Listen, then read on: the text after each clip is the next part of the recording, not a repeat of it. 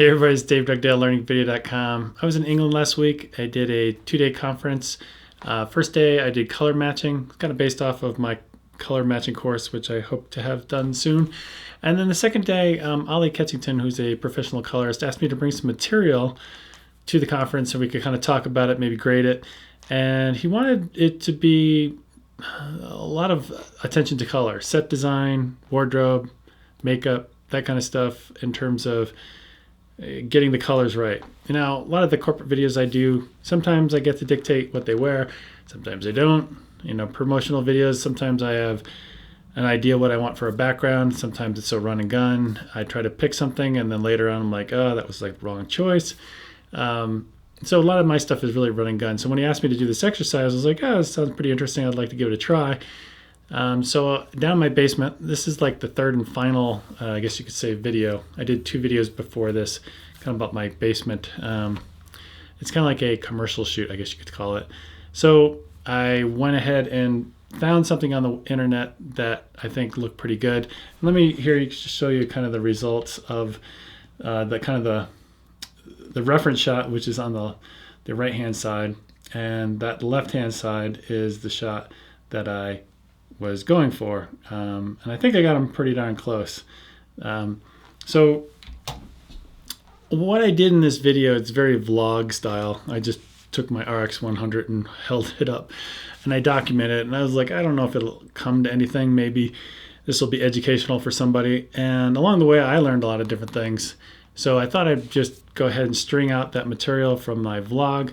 I did a couple quick edits to it, so I apologize for all the shaky footage that you're about to see, but I think you'll learn something because I definitely learned a couple of things along the way. So go ahead and watch it. There's a handrail and then it goes down to the ground. I don't know what that's called. Wainscoting or something like that? I forget the name of it. But that, I don't want that in the shot. As you can see, this is the shot because I've just got the Shogun connected to the Sony a7R II and I got the 55mm. So what I'm thinking of doing is taking that little, I don't even call it a couch, what is it, a love seat or something like that, and elevating it. I got extremely lucky. When does that ever happen? I was thinking about putting some board down on there, but that fits. At least I think it does. I don't think it's gonna fall off. Alright, now you can see from the framing of this shot, if I get the window out of there, looks like I'm off about an inch. I just need to go up about another inch or so.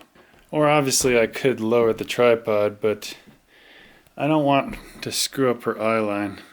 Alright, it feels like I'm getting closer. If you look at that framing versus this framing, I'm getting closer. But I still have the problem of the stuff behind me, like over on that side. So what I had to do is kind of position everything where the camera is, where the talent is, and then I would work on the background, whatever I needed to build, like bookshelves. So I can put the knick-knacky things in with the right color, and as you can see, I got a long way to go in terms of lighting. I haven't done anything with lighting at this point. Basically, I've got some colors here that kind of match what we've got going on here. Obviously, that's not the same color as her shirt, but it's close, and I haven't really figured out what we're doing for her shirt yet. But in terms of what I'm doing over here, these are the Hue lights that I own. They can change color, both hue and saturation. And what I plan on doing, you can see those marks right there. In fact, you can see that's the corner of the frame. Actually, I covered that corner up. There's the corner of the frame, and there's the corner of the frame. So I only have to deal with just that area. So what I'm going to do is actually paint that area white. What I tried to do yesterday was elevate this high enough where I didn't see this right here, the chair rail. Decided to do with that chair rail is just to paint it white. That's the only thing I could think of doing. And I've got this light right here. This one I can't control the color temperature like I can with the others, and I don't have any gels, and I think it's a little bit too magenta for what I want to do with these lights, so I might bring one over here. This side is really blown out, so I was thinking of using this pretty bright light to basically almost clip that wall. I gotta buy shelves, do some painting, and I gotta find knickknacks. All those knickknacks that you can see, they're all blurry, out of focus, and like that pillow, the color of the pillow, that kind of stuff. Now I could have shot full frame and gotten like an 85-1.4. That would have definitely brought things more out of focus. Unfortunately, I'm just kind of running out of time, and I don't have time to order that kind of stuff in for review just for this, and so I won't be able to get things quite as much out of focus, but they'll be pretty close. So I've got some paint here left over from before. I think it's mostly for ceilings, so I'll be painting it that color, and then adding kind of a wash with these lights to make them just the right color that I need and the right intensity. Unfortunately, the wife doesn't come down here all that often, so if I paint this whole, maybe from there to there, white, I think it'll look okay. And originally, like I think I said yesterday, I was going to paint this wainscoting, or whatever you call it, down below, at least the part that needs to be in the frame. But I thought to myself, well, why not use this type of device? I don't even know what this really is. I can't even remember where I got it. I use it sometimes as a reflector, and actually has some sound absorbing properties to it. When you look at the frame, once I paint that wall white, I have a feeling that thing that you can see down here, right there, that white thing that's covering over that might work. And in terms of where she puts her elbow, it might actually cover over the other area, or I can create something else white so I don't have to paint over that, which my wife might not like. And going back to this whole thing of, this thing being lifted up on that little rail there, I could actually raise it higher and get that chow rail out of the picture. But what I notice is every time I raise it, I have to raise the camera to match her eye line. And right now, my eye line's a little bit low. I hope I don't get in trouble with this, showing this image. I know Matt Workman, he's had some issues about doing this type of stuff, but it's just a printout, so hopefully I won't get in trouble. I'll get a strike against my YouTube channel.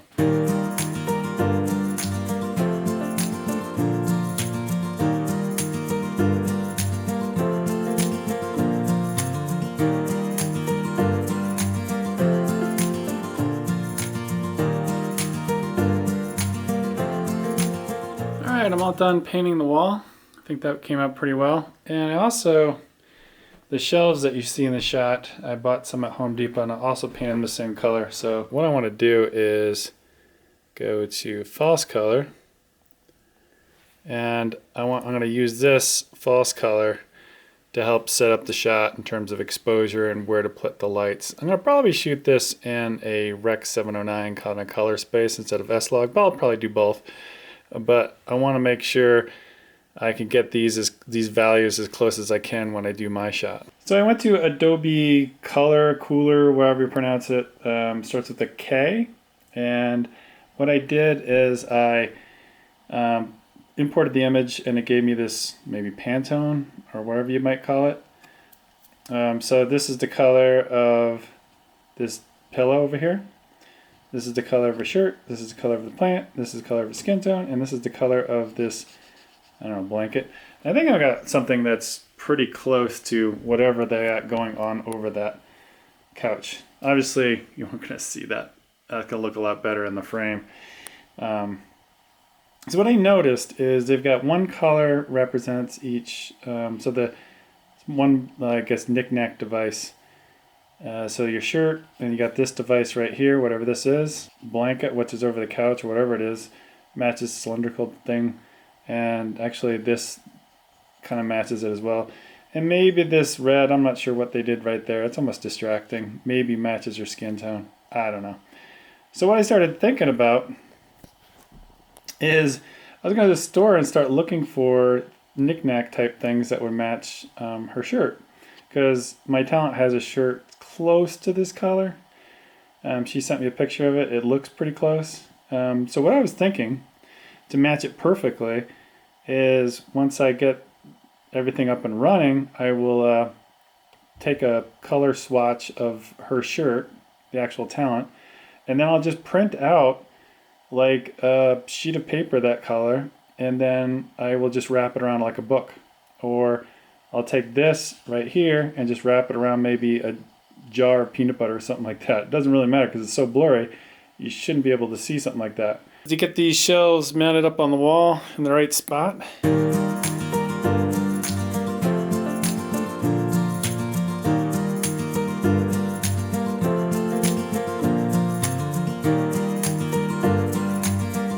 As you can see behind me, I got these shelves put up. I got 2 shelves, similar to what they have. I kind of tried to arrange it in the framing similar to what they've got. Obviously, I think they've got more compression in the lens than I do. And maybe when I actually get in like an 85 1.4, I'll have more compression and this will actually work better. So I'm going to put stuff up on the bookshelves. As you can see, I got the plant there. And in terms of the framing, I thought of something. I was actually thinking about building an entire wall behind me to make it look similar to what we have here and like jet it out a little bit so there's actually space behind it. I just ran out of time, unfortunately. So what I'm thinking of doing is getting some sort of element like right here.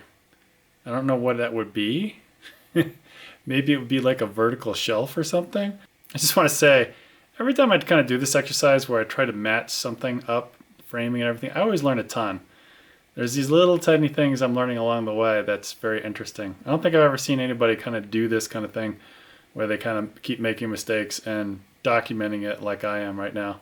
All right, as you can see, I've got false color turned on.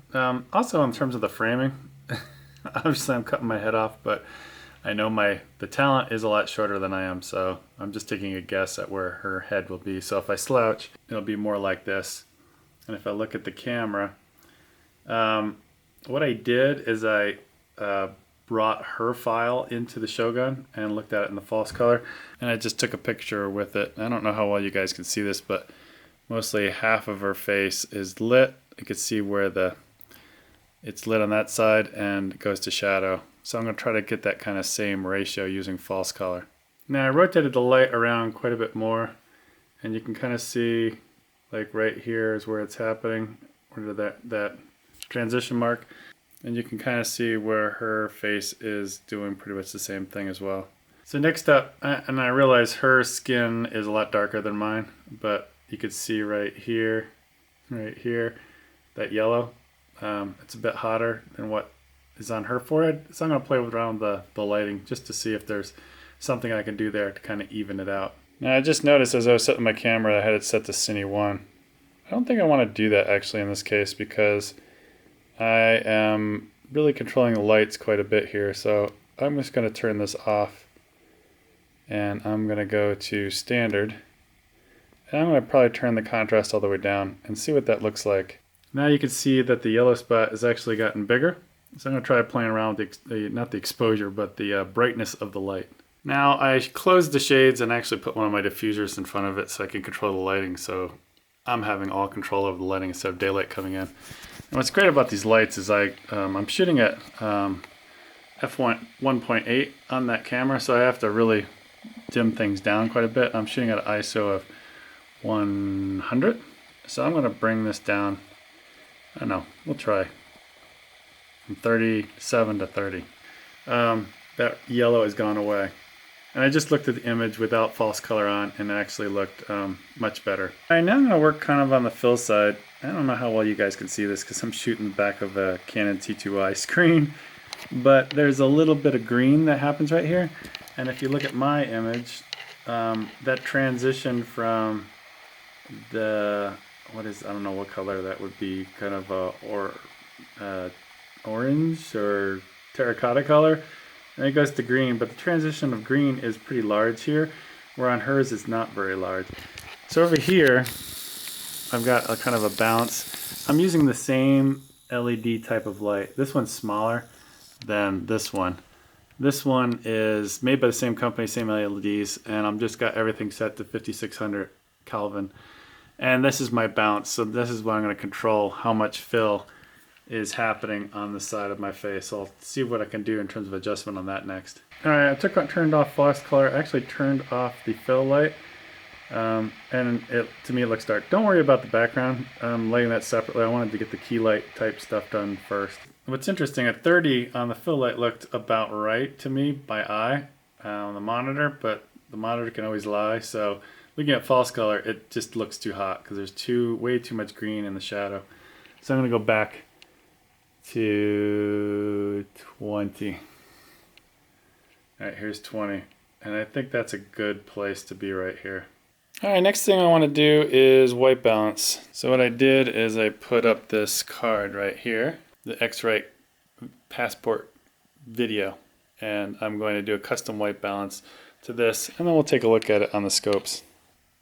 So I'll go ahead and set that.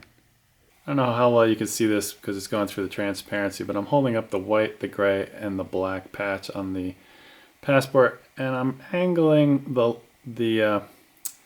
you can see the white patch around a little bit. I'm kind of holding it where the key light is hitting my face, and I'm looking for the white, which is about 90. The gray seems to be around 50, and the black I can't really see because it's down in the mud. But what I'm looking for basically is the white patches are all even and the gray patches are all even, to see if I need to change the white balance at all. All right, next up I've got the Philips Hue lighting, and I can control it from my iPhone, and I'm just a one-man band. I'm just sitting here as being the talent, and I'm going to turn it on. There we go. We can see that the color temperature is not right. I've got to change the lighting where it's positioned, so I'm going to work on that now. All right, I've been playing around with the lights in the background with false color on this monitor, and I'm having a bit of problems. I'm kind of understanding maybe how they did their lighting in terms of what's going on there.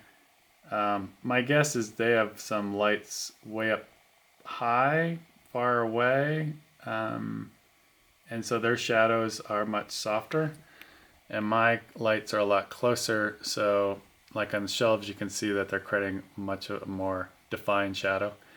So these Philips Hue lights aren't very powerful, and the thing I like about them is I can control the color exactly where I want it to be, but I might not be able to do that, so I might have to do some stuff in post maybe if I need to use different lights and have them farther away with more power, because these lights are turned all the way up and they're pretty close. All right, looking at her image, you can see that the whites are pretty much almost at 100, and they are very, it's very flat up there, so all that stuff is looks to be almost perfectly white. Now I'm trying it kind of with a single light, but it's not working either. I think I'm just kind of hitting the limitations of having a low ceiling and being able to do stuff from a greater distance with multiple light sources that I don't own. So I just think I'm going to have to try to do the best I can with the Hue lights, because that was a lot closer than using a single light farther away. All right, it's been about 5 minutes. I've got the key lights turned off right now, so that's why you don't see this properly. But I think I'm getting somewhat close. I kind of came up with a different approach. So what I've got is this light, the hard light pointing straight up in the ceiling, and it's adding more fill. And then I added this light down here on the bottom, and this is another one of these LEDs where it's bicolor, but it's not like the Hue lights that I can change, the saturation, the hue, and everything else like that. I was able to get rid of that gray area right there, and now it's more yellow, similar to that. So I'm getting closer. But the one thing I'm kind of noticing right now is, see how her shirt is in the gray area? Now obviously I'm wearing black, but I do have a shirt here that needs to be more gray. Although my face looks right, this down here doesn't, so I might need a light right here lighting up kind of the lower part. All right, I just added another light, and this one is kind of pointing at me right here, and it's got a grid on it, so hopefully it's not hitting my eye and showing any sort of eye light underneath, because she didn't have one. But what we've got going on here is I'm trying to fill in this area right here along here, because the key light's getting my face right, and I can't bring this up any higher or I'm gonna get that yellow mark on my forehead with the false color. but this light is lighting up more down here. False color, we want gray, and then this blue shirt has more of a gray on it, and everything else on here looks pretty good. So I think we're getting close. I have used all my light stands. All right, so inside the frame, this plant wasn't lit up enough. It's funny how I find all these different things. So what I did is I took my Amaran light from Aperture. I think it's called the M9. It's on my gear page. I use this thing a ton. And I did run out of light stands, so I used a microphone stand and just gaff taped it on there. I just mounted the shelf because I needed an element kind of like on this side of the frame, and I didn't put in any studs, so I can't put anything really heavy on that. And it just has another frame that goes around it, but I didn't bother putting that in because I just wanted that smaller element. And these things right here, you're not gonna really see except for the light coming through here, but it should be fine because it's so out of focus. All right, I'm slouching down, and this is kind of what the frame looks like. I think everything looks pretty good. I've got, like you see that thing right there, that should match the color of this right there. I just used my printer and wrapped it around a box. And then this color right here matches pretty much the color that you see, kind of the one next to it. And then that green that you see over there is the color of the shirt that she's gonna wear when she comes in. So yeah, I think it's looking pretty good. The only thing I noticed the last time I brought it in Resolve is this light that I have down here to fill in kind of this area was a little bit too high, and it was taking away this kind of ratio between the light side and the darker side. So here's a graham cracker box. I just wrapped it around with some color from my inkjet. I'm probably gonna run out of ink doing this, but that worked pretty well. These are just shapes, stuff that was actually in that box that was protecting basically the box and shipment. And as long as it's something neutral and it's just providing some shadows, I thought that'd be cool. And here's another box. I forget what's in that box, but I think it was like some crunchy bars or something like that. And here's the other box. So in the upper left-hand corner of the frame, I'm using some tin foil here just to control the light a little bit. And in their frame, you can see it's kind of creating a vignette. Before, when I had that on, it was white all the way to the edge of the frame. So I'm creating this kind of vignette. This wall is almost pure white, but this shadow, which is just a little bit less than white, is not really a shadow at all because it's so white, but it's going towards this kind of blue cyan color, which I think is the hallmark of this whole kind of clinical look white wall, where you have these kind of shadows like what we see here and we see around here. These shadows are still really, really bright, but what they're doing is they're just kind of going to this bluish cyan, which I think gives the color contrast to the person's face. That gives it kind of this clinical look. Even though like this part of the wall is pure white, the shadow where my finger is going and creating that color contrast for the skin. So that's pretty much it. I just thought I'd kind of show you before and after. Here's before and here's after. You can see me toggling on and off. I think for the most part, I did what I set out to do, and I was surprised I was able to do it at such low ceilings. So if you're kind of going after this type of look, it might be possible, just given the lights I had, and I used just about every light I had.